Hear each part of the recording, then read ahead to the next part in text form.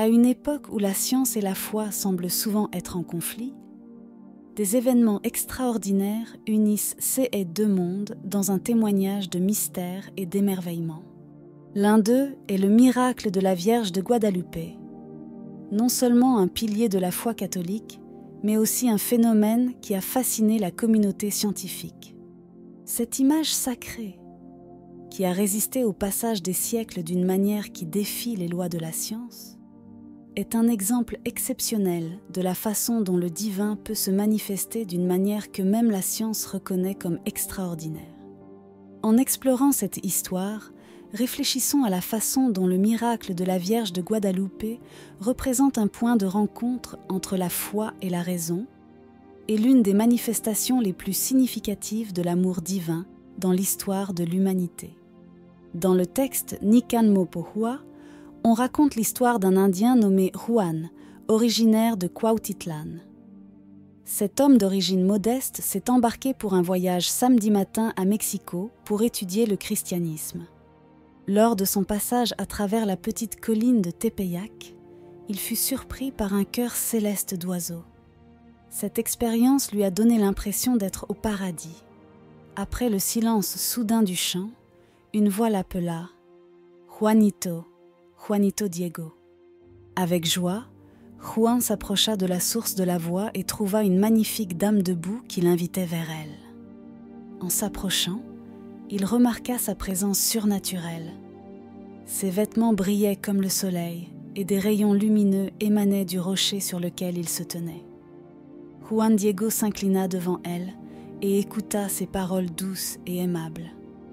Elle se présentait comme la Vierge Marie, mère du vrai Dieu. Il a exprimé le souhait qu'une église soit construite à cet endroit pour manifester son amour et sa protection envers tous les croyants. Juan Diego vécut jusqu'à 74 ans, passant 15 ans près de la première chapelle érigée en l'honneur de Sainte Marie de Guadalupe, mourant en 1548. La dévotion à la Vierge de Guadalupe s'est rapidement répandue, devenant un phénomène unique, surtout parmi les Mexicains.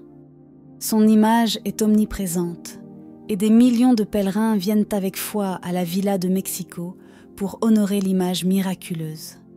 Sa vénération s'étend au-delà de l'Amérique, faisant d'elle une figure céleste aimée et invoquée dans le monde entier.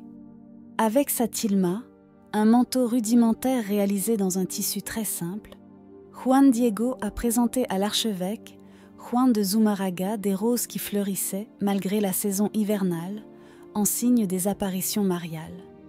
Lorsque Juan Diego a ouvert la tilma devant l'archevêque, tout le monde a remarqué que l'image connue aujourd'hui sous le nom de Vierge de Guadalupe était imprimée sur les vêtements de l'indigène.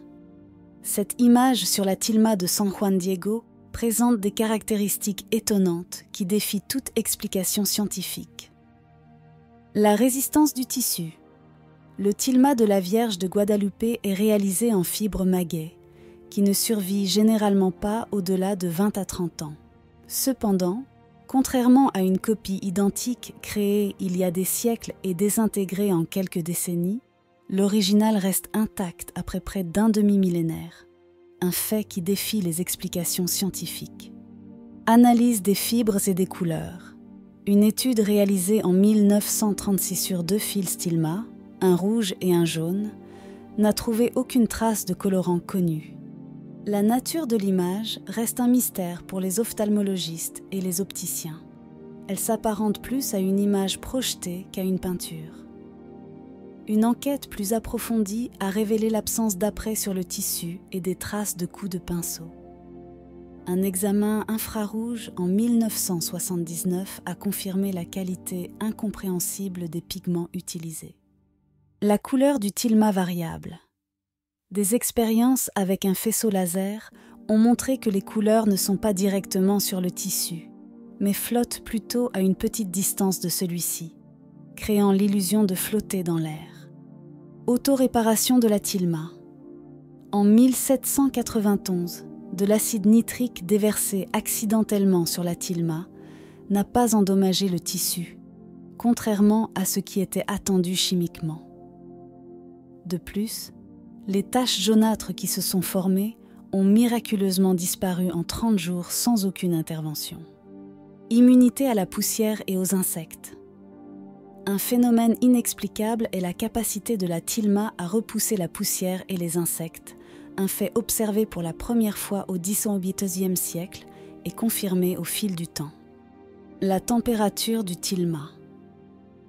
En 1979, le docteur Callahan, grâce à la technologie infrarouge, a découvert que le tilma maintient une température constante d'environ 36,6 à 37 degrés Celsius, similaire à celle du corps humain, bien qu'il soit fait de fibres végétales. Les analyses ophtalmologiques de l'œil de la Vierge Marie sur la tilma de Guadalupe révèlent que l'œil semble étonnamment vivant, y compris la rétine qui reflète l'image d'un homme, identifié comme Juan Diego, aux mains ouvertes. Selon les lois de l'optique, notamment la loi de Purkinje-Sanson, un objet lumineux peut créer 3 réflexions dans l'œil humain. Une sur la cornée, une sur le cristallin et une inversée à l'intérieur du cristallin. La présence de tels reflets dans un tableau est considérée comme impossible. Cependant, en 1929, le photographe Alfonso Marcué González remarqua le reflet d'un buste humain dans l'œil droit de la Vierge. Cette observation fut confirmée en 1951 par le photographe José Carlos Salinas Chavez, qui vit le reflet de Juan Diego dans les 2 yeux de la Vierge. Au cours des années suivantes, les ophtalmologistes ont confirmé la présence des 2e et 3e images de Purkinje-Sanson dans l'œil droit uniquement. En 1979, l'ingénieur José Ast Tansman, utilisant des techniques de traitement numérique, agrandit les iris jusqu'à 2500 fois, révélant une image incroyablement détaillée de l'ensemble de la scène miraculeuse, avec plusieurs figures humaines reconnaissables. Ces images réfléchies semblent confirmer l'origine miraculeuse de l'icône guadeloupéenne, puisqu'il est impossible de reproduire de tels détails dans des cercles de la taille d'un iris, tout en respectant les lois optiques découvertes des siècles plus tard. Ast Tansman suggère par ailleurs que la Vierge, invisible mais présente au moment du miracle, imprégnait la scène reflétée dans ses yeux sur la tilma. Curieusement, la rétine des yeux de la Vierge réagit à la lumière comme celle d'un œil vivant, se contractant à la lumière et se dilatant dans l'obscurité. Autre aspect mystérieux de cette image historique. Des analyses gynécologiques ont déterminé que la figure de la Vierge dans l'image de Guadalupe correspond à celle d'une femme enceinte d'environ 3 mois. Sous la ceinture qui retient ses vêtements, on peut voir une fleur à 4 pétales. La fleur du soleil, symbole aztèque qui représente la divinité et l'épicentre du ciel, du temps et de l'espace. Au cou de la Vierge est suspendue une broche avec une croix au centre, symbole du sacrifice du Christ pour la rédemption de l'humanité. D'autres détails de l'image de Marie en font un document unique pour notre époque, notamment grâce aux techniques de recherche modernes. Lors d'une messe en l'honneur des enfants à naître dans la basilique de Guadalupe, les fidèles ont été témoins d'un phénomène extraordinaire. L'image de la Vierge s'est estompée, révélant une lumière brillante émanant de son ventre, formant la figure d'un embryon. Cette vision a été interprétée comme une représentation du Christ pas encore né. L'ingénieur Louis Giraud a examiné les images pour confirmer leur authenticité, établissant que les négatifs n'avaient pas été altérés et que la lumière ne provenait pas de reflets extérieurs, mais directement de l'image de la Vierge de Guadalupe. Cette lumière, d'un blanc pur et intense, inhabituelle sur les photographies normales, émettait une aura et se situait au niveau du ventre de la Vierge.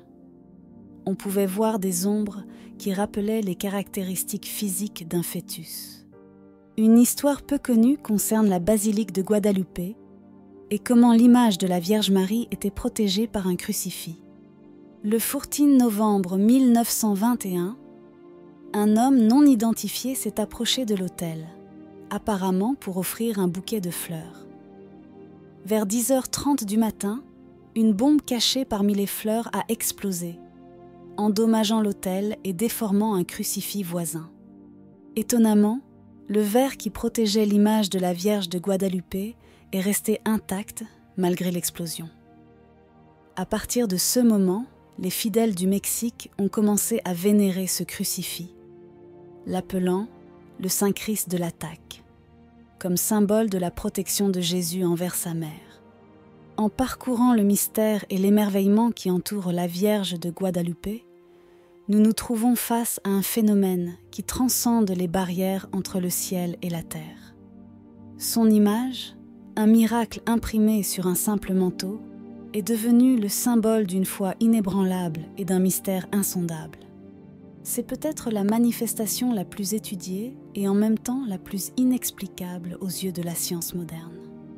Un signe céleste qui se présente comme un témoignage d'un amour divin incompréhensible, un rappel que, dans un monde en quête de réponses, il existe encore des vérités qui échappent à notre compréhension, attendant d'être révélées dans toute la splendeur de la foi. Maintenant, prions ensemble. Ô Sainte Vierge de Guadalupe, Mère de notre consolation et de notre espérance, dans ton manteau céleste, nous trouvons la lumière de Dieu. Nous vous invoquons avec un profond respect et amour, demandant votre bénédiction maternelle sur nos vies. En toi, Marie, nous voyons l'emblème de la divine providence, signe de la grâce céleste dans un monde en manque d'espérance. Avec votre exemple de foi inébranlable, guidez nos pas sur les chemins de la justice, de la paix et de l'amour. Intercède pour nous, douce Mère, afin que nous puissions trouver refuge dans ton étreinte aimante dans les moments difficiles. Aide-nous à refléter ta lumière et ton amour dans nos actions quotidiennes, en suivant toujours le chemin qui mène à ton Fils, notre Seigneur Jésus-Christ. Ô Vierge de Guadalupe, écoute nos prières et porte nos supplications devant le trône du Seigneur. Avec confiance et dévouement, nous vous confions nos vies, nos cœurs et nos espoirs. Amen. Si vous avez aimé la vidéo, commentez Amen. Que Dieu te bénisse.